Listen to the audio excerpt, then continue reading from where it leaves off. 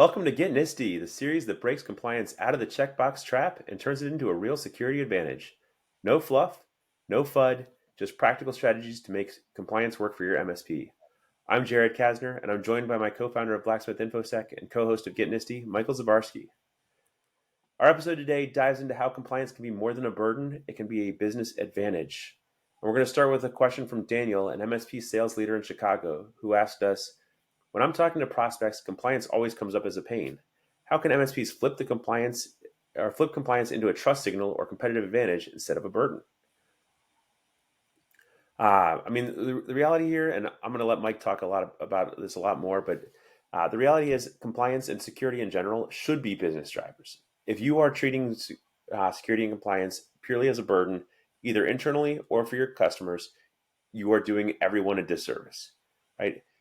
These are, if we think about our SOPs, these are operational policies and procedures to make ourselves move faster as an MSP. The same thing should be true for security, right? We're putting in guardrails and security controls and things not to be a barrier to entry, but to streamline operations and make things more secure along the way, right? We look at single sign-on. Single sign-on is a perfect example of higher security, improved and lower friction onboarding process or sign-on process. And so we want all of our security measures, or as many security measures as we can, to follow that same paradigm of how do we make it smoother and easier while also enabling business value and making it faster. Mike, what do you want to talk about here? I'm monopolizing things. I don't want to hog it all. Yeah, no. I don't even know where to start. There's so many different ways we can go, right? There's the aspect of just general risk mitigation, right? You roll out a security program, you're mitigating organizational risk, and you're helping them accelerate. We can talk about it from the aspect of kind of what you said as far as like streamlining some services where it is more secure and more streamlined. Another good example is SCIM, so for user provisioning and lifecycle management, right? If you can roll out SCIM to all the applications, when you disable them in Google or Entra, it'll provision and deprovision people automatically for you in your applications. So it's, again, more secure and more streamlined, so you're not having to go into 20 different applications, deactivate users everywhere, etc. We can talk about it from an accelerator of contract management as far as, hey, if you're already secure and you get a contract that says, hey, you have to be whatever, SOC 2 certified, ISO 27001, and you can say, hey, we've already been running a security program. We're 80, 85, 90% to this particular certification that this contract requires from us.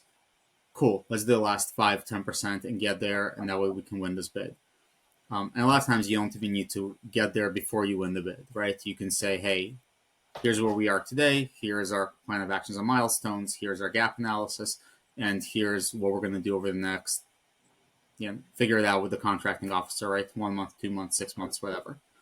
But that really enables the business to pivot into new ways to get new contracts, expand their business, and also do that without creating this giant, massive bubble of change fatigue, where all of a sudden you're upending a bunch of procedures, the way people work, and all of a sudden everyone's heads are exploding because they can't get work done. Now they're looking for ways to get around the security measures because they want to work the way they used to work, right?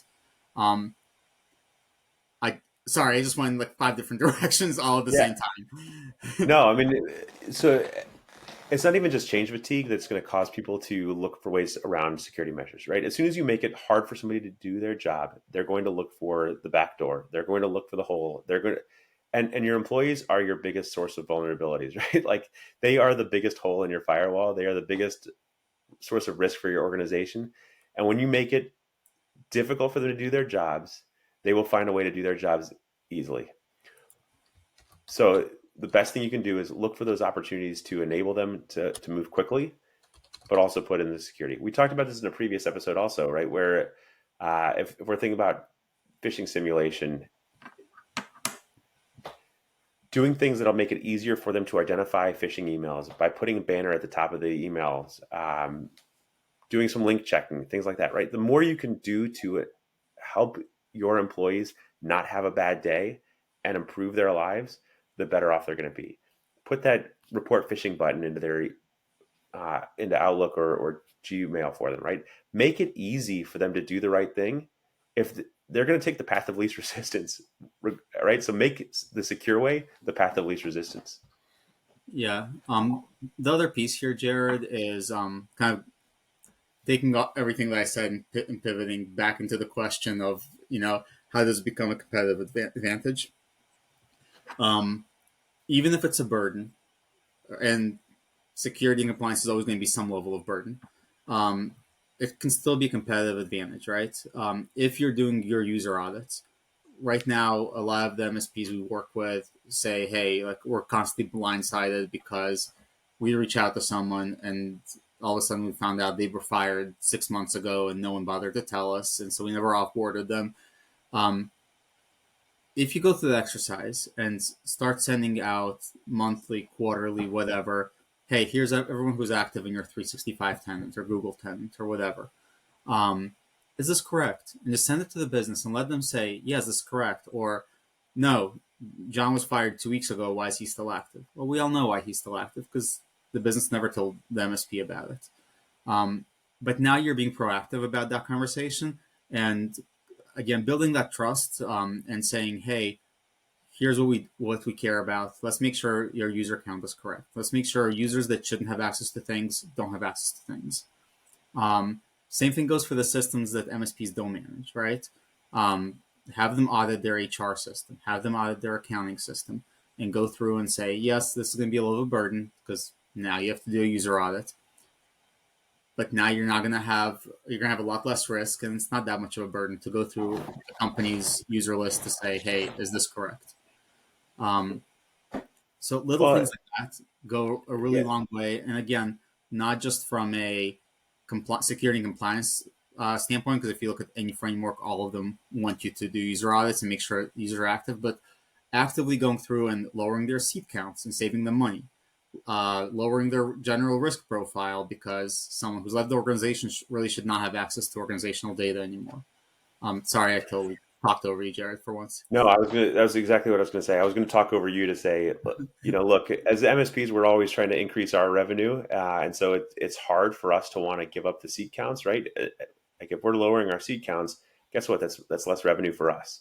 Uh, but if you want to make a stickier customer, you save them money. Just put yourself in their shoes, right? If your vendors were saving you money and actively looking for ways to save you money, and I see this, I'm going to actually call out a vendor that I think does a really good job of this, which is AWS, where my account manager is constantly calling me saying, hey, here are some ways that I've identified to help you save money on your AWS bill every month, right?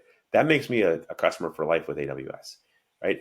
When you are looking for those opportunities to reduce the cost of operating the business for your clients, they're going to stay with you, right? When they know that you're not trying to just gouge them and look for the highest possible seat count, you're not just doing the right thing for them from a financial standpoint. You're doing the right thing for them from a security standpoint. You're helping them secure their business. You're doing you're adding so much value to their organization. They're going to love you and they're going to stay with you. So absolutely do that. Mike, also, I want to come back to something you said earlier, which was talking about compliance as a sales driver. Right? I've had this in my own life where I was looking at a partnership with Mastercard. We didn't have a SOC 2 at the time, and Mastercard said, "Well, we're not going to do business with you until you have that." And I said, "Look, we're in process. Let me talk to your security team." And I spent an hour and a half on the phone with them, walking them through all of our security controls, and essentially did almost a quasi SOC 2 audit live on the phone with them and said, look, here's the proof along the way. And I'm willing to show you all of my internal controls and my policies. And we walked through everything. And they said, oh, you actually know what you're talking about. You're doing all the right things. This is great. And so then they went back to the contracting officer and we wrote something into the contract that said, within 6 months, you'll have a SOC 2 type 1. And within 12 months, you'll have a SOC 2 type 2. And that let us get the contract signed. Let us then start actually collect revenue before we needed to go out and spend money for the audit, and move things forward the right way. So it allowed us to really accelerate the business and get the value out of that contract long before we ended up having to spend the money on that audit. Yeah. And the other piece is, again, all of this really goes back to helping them manage their security program, right? So there's going to be, you know, things that you're going to do as a managed service provider on a recurring basis. You're going to be talking risk. You're going to be talking vendor and supply chain risk management. You're going to be doing user audits. You're going to be getting them to compliance. Um, so from an MSP perspective, you're going to again be getting that competitive advantage because all of this is time that you and your techs need to spend, and it's all billable. Whether that's, whether you build that into your compliance offering or whether it's non-recurring revenue. But from a end client perspective, for your clients, you become that much stickier because now you're helping them manage their vendors. You're looking and saying, hey, you've got this vendor who's missing a BAA. Let's go make sure we get the BAA in place. And at the same time, because you are also running your security program and become HIPAA compliant, when your vendor or your client, comes to you and says, hey, you're telling me I need to get BAAs in with all these vendors. You're one of my vendors. Can you sign a BAA? Now you can sign that BAA and you're not taking on that risk of not actually being HIPAA compliant. So again, it kind of goes into multiple directions of how it gives you a competitive advantage. It gives your clients a competitive advantage as they go out and try and get contracts. And really just, again, really turns the conversation from burden to, hey, competitive advantage, easier to get contracts, becoming more secure, aligning risk, etc. Yep. Yeah, it's all right. I think that probably covers it from my side. Mike, anything else you want to add here before we jump into the next question? No, I think that covers it for me as well. All right. You want to ask our next question then? Sure. This is from Alex. He's an MSP owner in Phoenix, Arizona. I'm really struggling to grow recurring revenue. How can packaging compliance into our offering actually increase margins and reduce those emergency calls? So I think there's a couple pieces, right?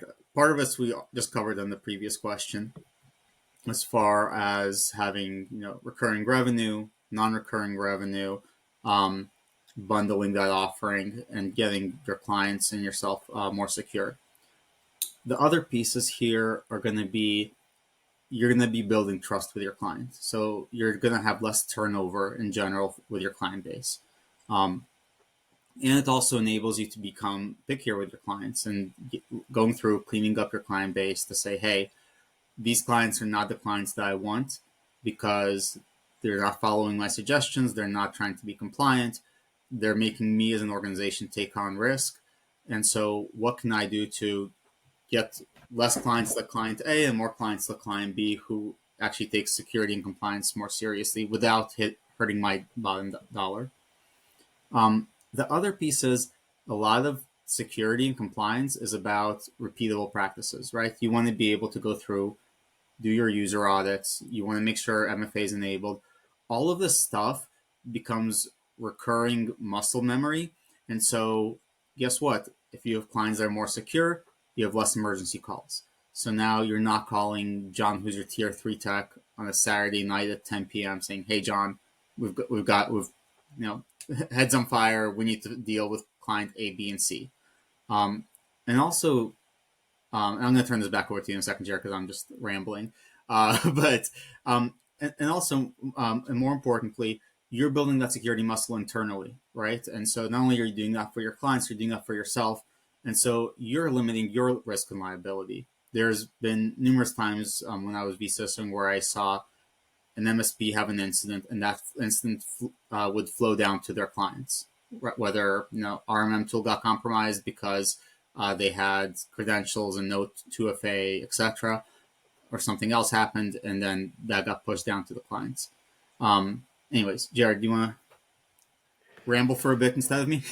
Yeah, my turn to ramble on incessantly. No. So look, Mike, this is a phrase that you say all the time. You can't be secure without being compliant, and you can't be compliant without being secure, right? The two things go hand in hand.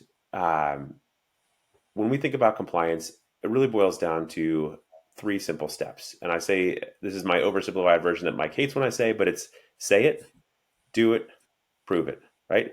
If you're saying it, that's your security policies. That is you telling your staff what you're going to be doing and how you're going to be doing it. It kind of explains the rationale behind things. That sets a precedent that tells your staff that security is important and why it's important to you and how they can go about keeping you secure and compliant. That by itself, and this is true whether it's you or your end clients, that alone starts reducing your liability because the users, your staff and your client staff, they start to understand if you're writing your policies the right way, they will understand not just what they need to be doing, but why they need to be doing those things.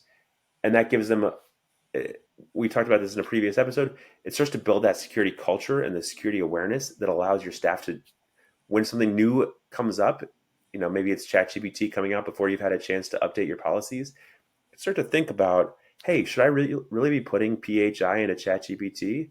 Well, guess what? No, the answer is unless you have a BAA with OpenAI, you should not be putting PHI into ChatGPT. And even then, you probably shouldn't be putting PHI into ChatGPT. That's a separate conversation for a separate day.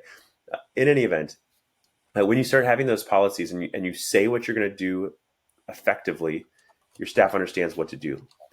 Then you put those things into practice. You actually do them. And again, we've talked about guardrails quite a bit, but when you put those technical controls in place that provide the guardrails and allow your staff to do the right thing, when you have the auditing and the logging and the monitoring in place, that when something goes wrong, you get notified early and often. And ideally, you're not suffering from alert fatigue, but again, probably a conversation for another day. But when you have those things in place, you know that you've got some peace of mind. And so when those alerts come in, you can respond effectively and efficiently to those alerts. And then there's the prove it aspect, which is sort of tangential here, but it's at least in this context, but it's how do you prove that those pieces are in place? And this is where you're collecting the evidence. So when an auditor comes in, whether that's an internal auditor where you're just checking your own work, or an external auditor coming in and verifying it for something like ISO or 20 or SOC 2 or CMMC, where you do need that external audit, you still want to have that validation that you've got things in place. That might even just be testing your backups, right? You might not even need an auditor. It's just, hey, just because you're taking backups, are you testing them? I'm going to just total tangent here for a second. I had a friend call me. This is maybe 6 months ago or so. She called both. This is a friend of both Mike and mine who called us and said, "Hey, so fun story for you. Our primary data center just went down.